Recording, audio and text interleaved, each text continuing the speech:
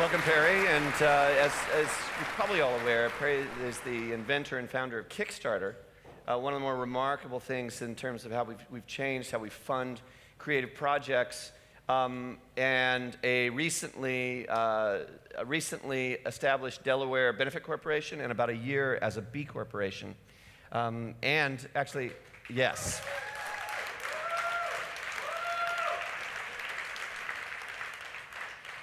And I've been very excited to do this because I really like Perry a lot as a person, and he brings a particular orientation to it. One of the things I love when we talk about Kickstarter, Perry, is how you describe how it started. I mean, how many years from the idea to funding?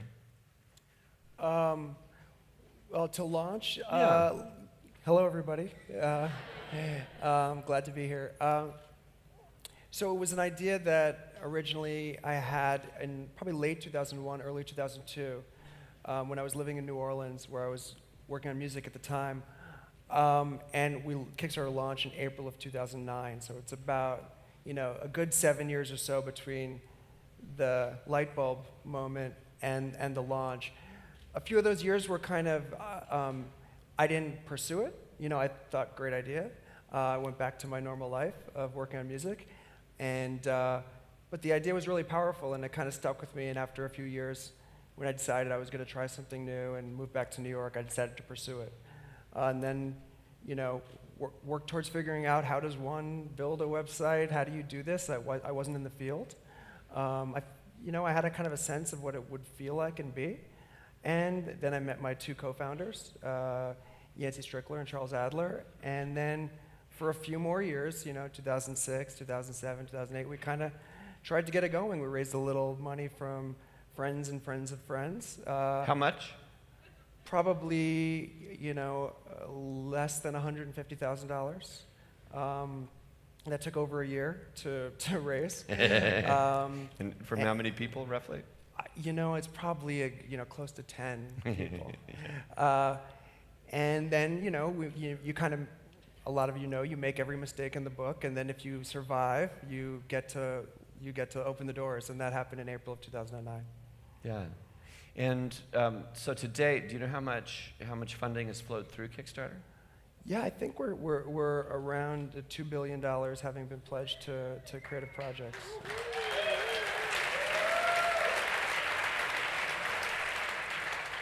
And from how many people? Do you know that? Ooh, you kind of stumped me. It's go to the. Sorry, that's one I didn't even ask you before. The stats are listed publicly, but I wouldn't be surprised if it's probably closing in on 10 million people. Yeah. Wow. Yeah, but that's all of. I'm sure it's many people here in the audience. So thank you guys. And, yeah. And so when you came back to New York and you identified your two co-founders, I always had this idea in my head that you went around and you found an engineer, and you've found a big marketing guy, and what you really did is found two more kind of creative people, and you three bohemians created this economic revolution. Yes, Yancey had a background in music journalism and had some internet experience doing editorial for a music website. Charles had a background in design and user experience, both on and offline. But we're all coming at this from being passionate about the arts, about music, about design, about culture. Yeah. And we certainly aligned around that and the value that this could, that Kickstarter could have for the creation of culture and a lot of marginalized things, often where culture comes from, places that can't easily get money for all types of reasons. So that was really what was exciting for us, and we really just aligned around that, and that's where it came to be. We had to fill out with people who could do things that we didn't know how to do, like code.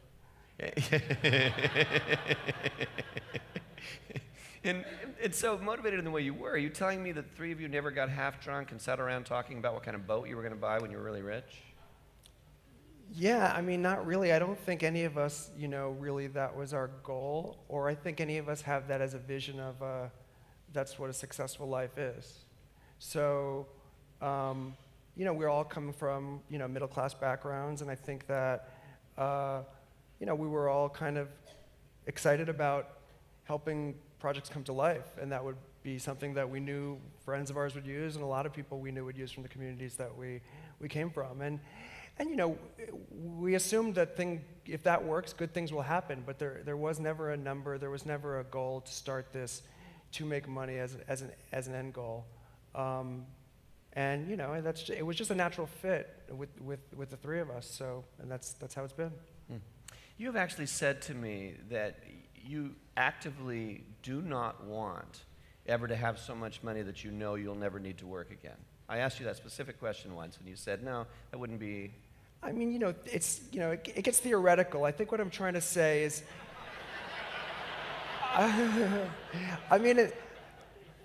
what I mean to say is that, we haven't exited. We haven't sold the company. We're not IPOing.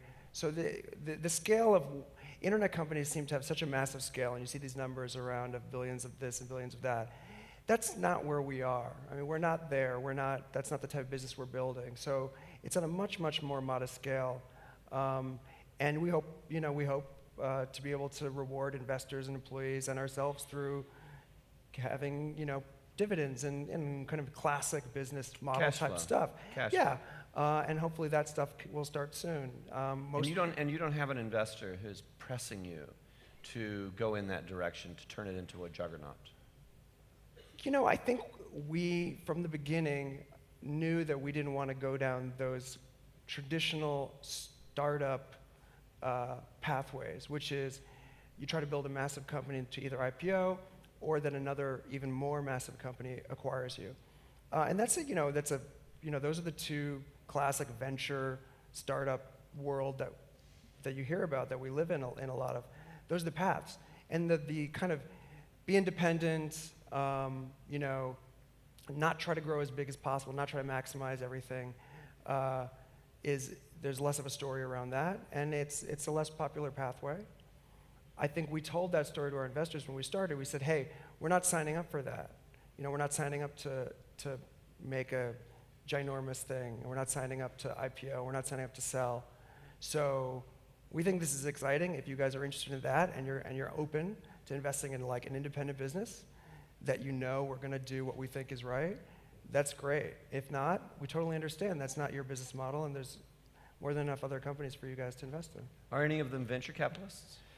Yeah, one is Fred Wilson from Union Square, and we had this exact conversation, 6 years ago. We were sitting down with Fred a few months after we had opened, and there was some early traction. We didn't intend to speak to venture capitalists, but Fred had a really great reputation, and he was local, and just talked to him and put this on the table in a friendly way. Like, it was good to meet him anyway. He had invested in Etsy and other companies that we thought highly of. I didn't know how it was going to play out, but he said, yeah. He said, that's fine. And they didn't invest some massive amount. It was modest, and we've been very happy with Fred's help, So what I hear you saying is that your transparency with your investors early on and the consistency of your personality and your mission across the 7 years that you've been operating has allowed you to avoid the kind of conflict that some entrepreneurs get into. Without a doubt. Without a doubt. And I think the challenge when I talk to a lot of entrepreneurs, young entrepreneurs, first-time entrepreneurs that are in the technology space where the model is built around funding in this way and the outcomes of this way are championed, is, I think we had more of a sense that we wanted to be independent, that we didn't want to do those other things. But I think a lot of other people just don't know yet. And they're being asked, before their company is launched or within the early year or years of their company to buy into a system that means that they have to follow these two mega pathways, where you either sell your business, which might be, for many people is your baby, or you have to try to become this ginormous thing. And rather than expect people to fully know what they do or don't want to do, have them think about it in this way that depending on how you take money, you're removing one option off the table. You're moving the option of staying independent off the table. And just understand that as you have these conversations, and don't be afraid if that's something you're not sure of yet to voice that. And let people then say, hey, this is not a good investment for us because we're only investing in things. Because I think people are afraid to have that conversation. You're at a point where you're like, we need the money.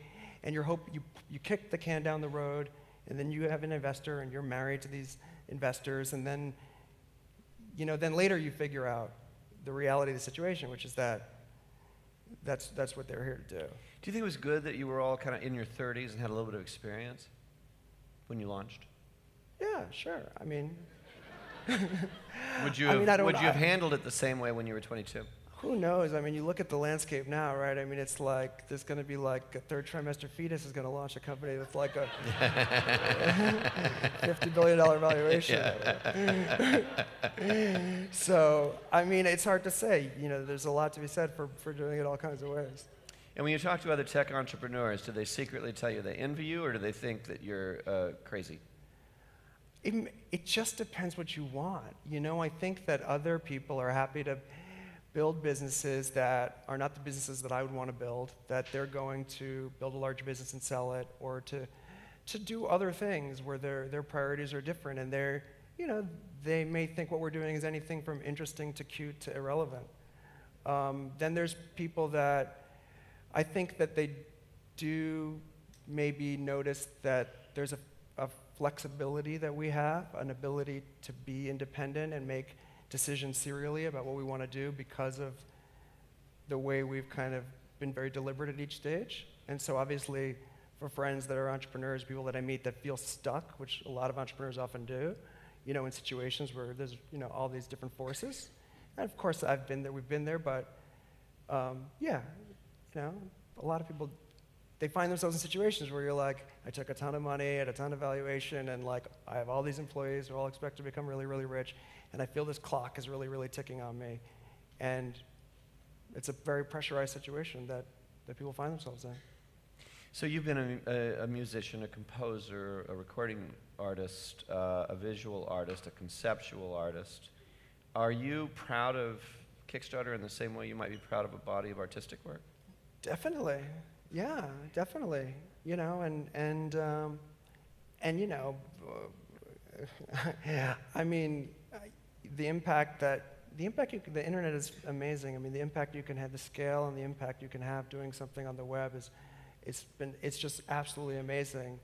So there's a way that doing something like Kickstarter and creating a platform and a tool, the ability for people to use that all, instantaneously everywhere is incredible, and that impact is hard to have in other ways. Yeah. Okay, now these days you're chairman of the company. You were CEO. I assume when you were CEO you went to the office every day, or? Yeah, I did. I wasn't the first guy at the office, but And now you're chairman, so you go to the office. Yeah, I'd say normally it was every couple weeks, go in and meet with my co-founder Yancey, who's CEO now, and we would just check in and chat and see what's up, and then board meetings 4, 5, 6 times a year, depending on what's going on, and then if there's any big projects that I might help with, which is not it's not that often. The Benefit Corporation project was the process we went through was really, really, really big project that a lot of people helped with, and a lot of people here have been through that process. Yeah. Do you want to talk a little bit about what that was like, what that experience of becoming a Benefit Corporation was like for you? For sure. I mean, it's something we had our eye on for years, and we just needed to get the bandwidth to take it on, and for those of you that have done it or who know a lot about it, which is probably the audience that most does, you can approach writing your charter in all kinds of ways, and depending on the state you're in, you were required or not, but we really wanted to go for it. So we I would say, a huge part, if not the largest part of this process, was the writing, the articulating of values through the charter. And the really just fine-tunings. You have so much about the values you have in your company and your mission, and it's just in your head and it's in the air, and you've articulated pieces of it at different times, whether it's in your mission statement or some other things you circulate. And this was really forced us to kind of sit down and like sift through all of that stuff and kind of crystallize and articulate the most important things in the right way, and you're speaking to kind of the public, you're speaking to the team, you're speaking to future selves, future team members. It's very challenging, extremely rewarding. But Patagonia had done a really wonderful job doing theirs as well, so we studied theirs and kind of learned how to approach it. But you don't have to take it on in that way. You can just become a benefit corp, and you can have a much simpler benefit statement. But we wanted to kind of go for it. So you have hundreds of hours into that project, don't you? Yeah, sure. Yeah, definitely. Yeah. It's hard to put together, but yeah, and I'm certainly not the only one. Many people. Our deputy general counsel, McCall Rosen, is here, and she also, put in a tremendous amount of time shepherding that process. Yeah. You have some, I've always thought that your perspective on the relative value and the particular values of benefit corporation status and certified B corporation status pretty interesting. You want to talk a bit about how you see the two things and how their value is distinct for you? You first were a certified B corporation. We could start with why you were attracted to that. Yeah, I think, and we've talked about this before and talked about this with the guys. It's in a way it feels like it's a Venn diagram, where it's like there's B Lab certification, there's Benefit Corp, being a Benefit Corp, and then there's, in the center, you can be both. And many of us here maybe are, and we are, and Patagonia is. So, I think they can work hand in hand, and they can function separately. For us, B Lab certification it's a great thing to do. It's a great kind of like general objective, subjective objective standard of kind of like, being a good actor. Not in the sense of doing drama, but in the sense of acting. Correct. Being a good way. Yes, being a good actor in society. Yes. And being assessed, from a third party, and so there's a tremendous amount of value in that. And then as a benefit corp, it allows you to kind of, articulate your own standards. So it's kind of, they work really nicely together. So you can articulate things that, that the B Lab certification is more currently generalized for. It will, even as it grows, it will never be as specific as what one might write for their own company. And so we felt that Benefit Corp was always a very important thing to do, and then also just the fundamental nature of that being to reincorporate as a new corporate form, to change the fiduciary obligations at the most fundamental level, to articulate things that are that you can't really get much deeper than putting in your certificate of incorporation. And when you start to think about how things can have impact, where you're thinking about, like, founder-controlled companies, founders can exert tremendous amount of control over the values of the company while they're there. But if you have to think, when you're thinking about what you're doing, you're thinking about, hey, what about when I as the founder, or when we as the founders, we're not here as much, for whatever reasons, our presence is not what's helping keep it this way. You want that stuff hard-coded as best possible, and the Benefit Corp form is the best available kind of form right now, the best gesture to do that long term. Do you encounter any confusion between a benefit corporation and a B corporation? Is that something that... Am I the only one? Anybody else? Anyone? Yeah, I think it's a big challenge. I think we've had a ton of conversations with people. I think it comes up, pretty much every time. I think both people realize, whether people know there's both or one, or it's like they're like, oh, good. You're a good company. So listen, it's not like one was good and one was bad, and then you're like, which one are you? I think that, but certainly it could stand to, for people to understand them each better, understand the unique benefits of both, and then people, of course, to understand the benefits of the combination of the two. So that's kind of a community project, isn't it? I'm sorry, but... Yeah. No, just my hope is like that we're on the cusp of that we're going to be able to, it's obviously it's taken a long time to get here. Everybody's put a lot of work in. The B Labs guys have done a tremendous amount of work being advocates day in and day out. I salute them. And then from here, dealing with the things that pop up. And I think this is just one of those things, to like get an identity for each of these things separately and how they can be used together. And that's one of the many challenges, I think, You have a single piece of advice for young entrepreneurs who want to do something good in the world and build a business and use business as their art form? Do you think your perspective, yeah, if my teenager had lunch with you, is there something you'd say to him? Yeah, you know, I feel like everything comes down to what do you want to do, right? I think everything kind of comes down to that.